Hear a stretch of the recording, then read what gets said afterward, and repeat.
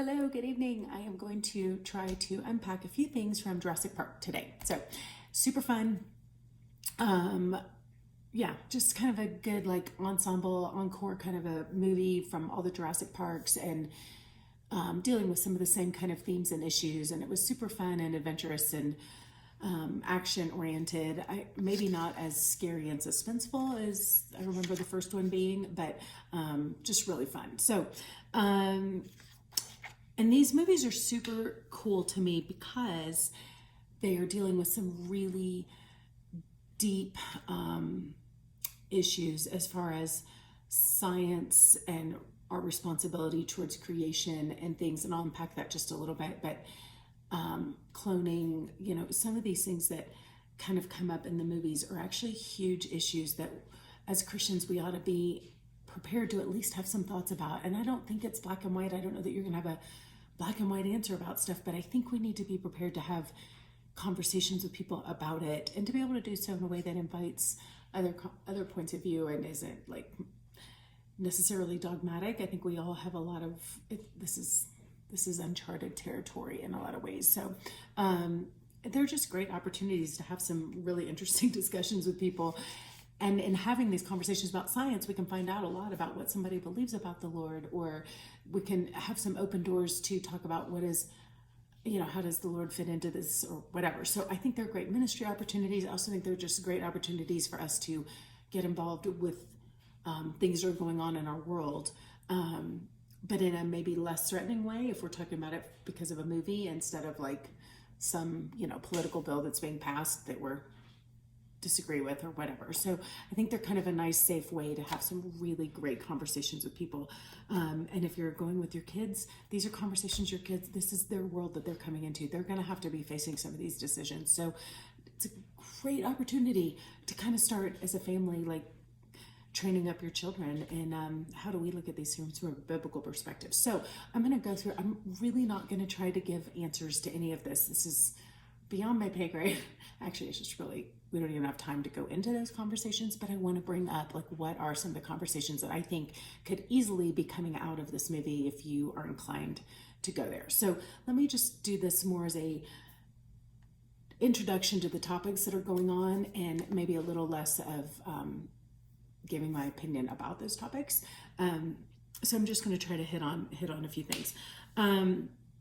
So in this movie, you have a couple things. First off, just the creation aspect, where not only is it the world, animals, creation, but these are specifically things that were created by man, brought back into existence by man. So anytime you have man creating something, you have like, what is your responsibility towards creation? But this is on two levels, right? Creation because it's created and it exists, but creation because I created it and I have a parental responsibility or a godly responsibility, so to speak, if I'm the thing that birthed this thing into existence, right? So kind of looking at, so I think this is one of the most prolific themes of the movie is man's responsibility towards creation. What is that role? And so a couple of things that come up in this. First off, there are consequences of the things that we bring into existence. So they brought these dinosaurs into existence, and all of a sudden the dinosaurs are out of control and they are dangerous to humans.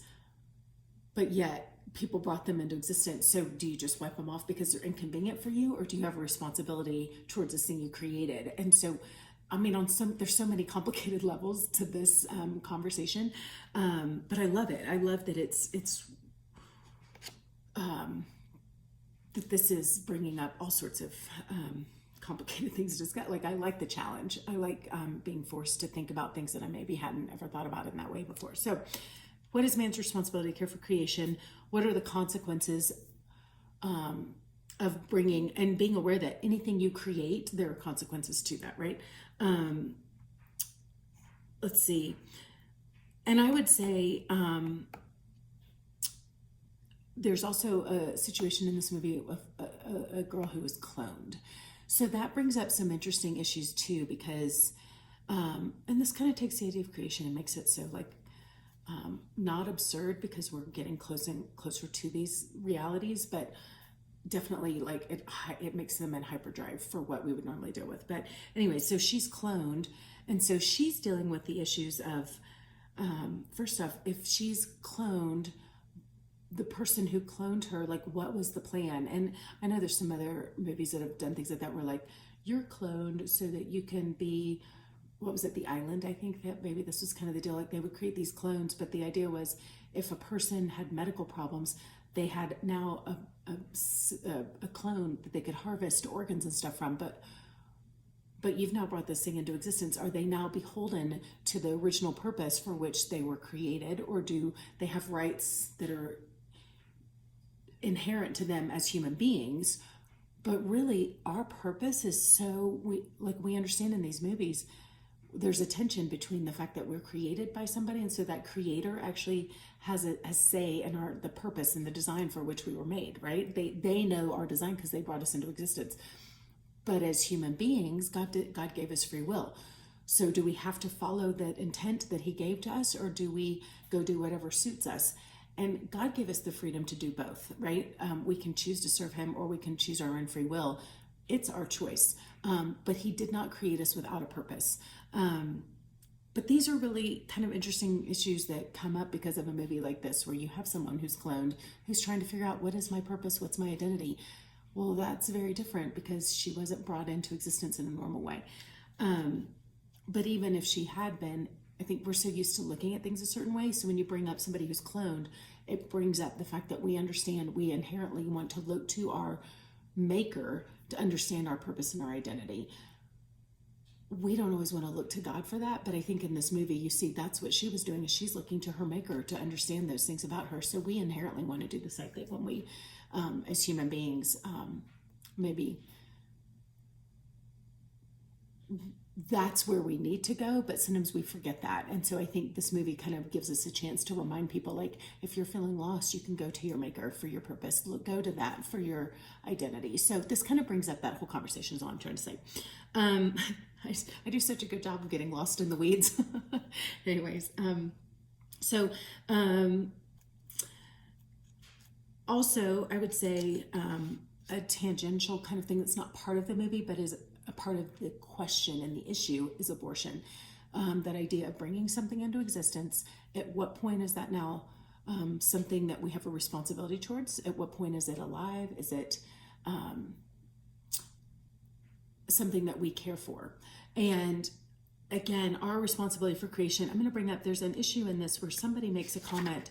He says that we have no dominion over the earth. And I may have missed a section of that. Like, I feel like I was distracted for a moment. So I think he was playing a role. I'm not sure that he actually meant that, but he was saying some things about we don't have dominion, and he said we are actually lower than creation. And there are a lot of people who believe that we are all at least equal. And I would say the way they act, they elevate creation over humanity. And so he was actually saying that we are subject to humanity. We are lower than the animals. We have no dominion. So I think this is a huge point. It was the main thing that I really disagreed with that was said in the movie. And like I said, I don't even think he actually agreed with that, but there are people who would agree with it. So do we have dominion or not? And if we go back to Genesis, this was the first command that man is given, is to care for creation, animal husbandry. Adam was a husband before he had a wife. Like, there's this idea of a husband is someone who cares for things, who stewards over creation, right? So we are supposed to have dominion. We are not lower than the animals. We are created in God's image. And then, but if we understand what that means to care for something, we actually act as if we are lower because we are serving it. And we are supposed to serve creation as we take dominion over it. We do that because we serve it. So it's a both and, right? It's not that we're lower, but it's that we act in service to this thing, because that's what caring for it looks like. It's what Jesus did when he came to die for us. He served us by dying because he was Lord over us. And that's what he did to care for us, right? To take dominion, or to bring authority back to us. He had to serve us. So anyways, anyways, so I think these are some of the things. Also, you have this idea of like the big tech companies or big pharma, whatever, like going in and creating, trying to do world domination by creating crops and creatures that would only eat certain crops, but not the ones with their seeds or whatever, so they can take over. And just some of these things that people do to get ahead, to create financial opportunity, and then how that can go really badly, and just kind of the corruption that's in some of the big industries and stuff. So again, that's a whole nother, the business end of things is actually part of this movie too. So there's some discussions there about that kind of stuff. But I think this gives us great opportunity to look at God as creator, his purpose over man, our purpose and identity because we were created by God, and then our purpose over our role to steward and care for creation, all these things. But some of this goes back to what is the character and nature of God. And when you look at these things where you have people who are creating other human beings, creating life, creating these animals, the people who are doing it are often corrupt. And you have some with pure motives, some with corrupt motives. But that also gives you a chance to talk about what is the character and the nature of God as our creator. And what do we believe about, how does he care about creation? How does he care for us? What is his intent towards us? Is he a tyrant? Is he, just power hungry? Is he selfish? Is he generous and kind and loving? Like, what do we believe? And we have several different kinds of people playing out these different roles of caring for things. So, it's not a hard thing to ask somebody, like, which of those do you think models Jesus, models who is what you imagine God to be like? Is he more like one character or the other? So it kind of brings up some opportunities to kind of unpack what people actually believe about God in these different characters. So hopefully that equips you with some topics of conversation, some ideas of ways to maybe take that conversation after you leave the movie. So have a good afternoon. I hope you get to enjoy just having some fun at the movies with your friends, if nothing else, because it's a pretty fun ride. All right, have a good one.